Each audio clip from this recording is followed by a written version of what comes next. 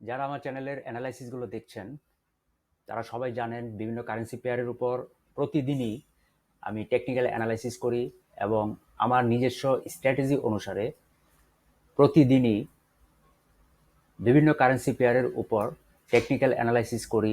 H4 time frame, daily time frame, H1 time frame, trading view চার্টে। এখানে প্রতিদিনই বিভিন্ন কারেন্সি পেয়ারে ট্রেড করার সুযোগ খুঁজে বের করার চেষ্টা করি।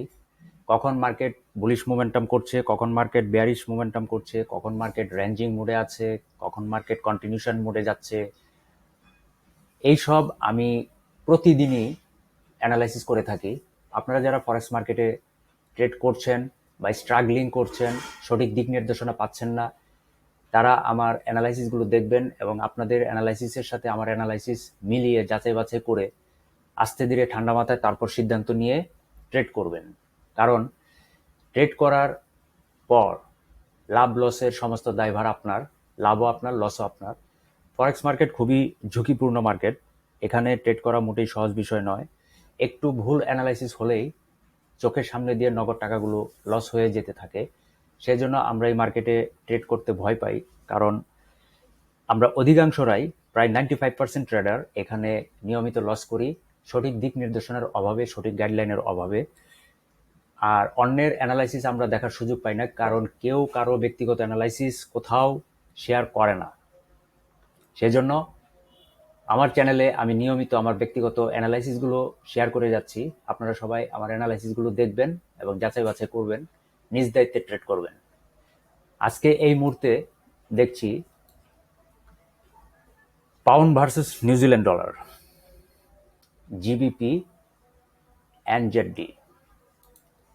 এই পেয়ারটিতে অনেকেই ট্রেড করে থাকেন।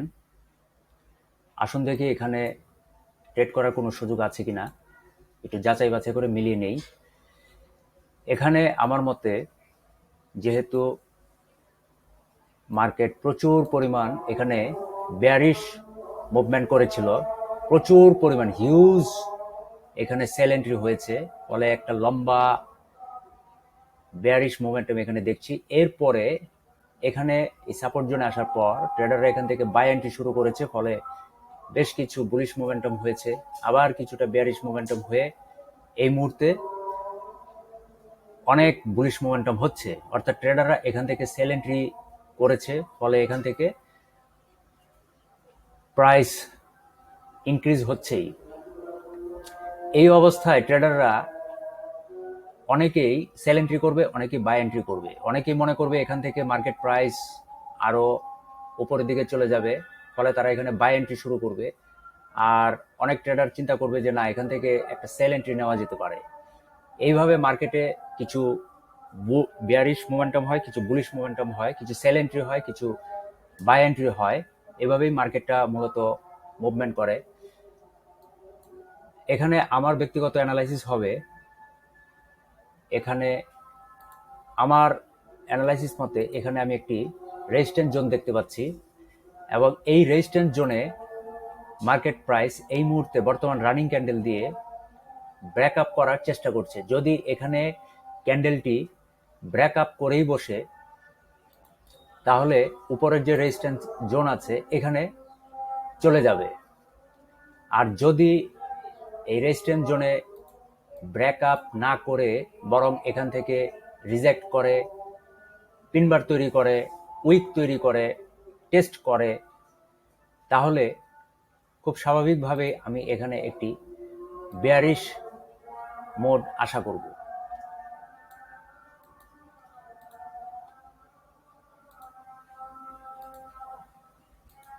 তাই আমি এখানে একটি বেয়ারিশ টার্গেট সেট করে রাখলাম।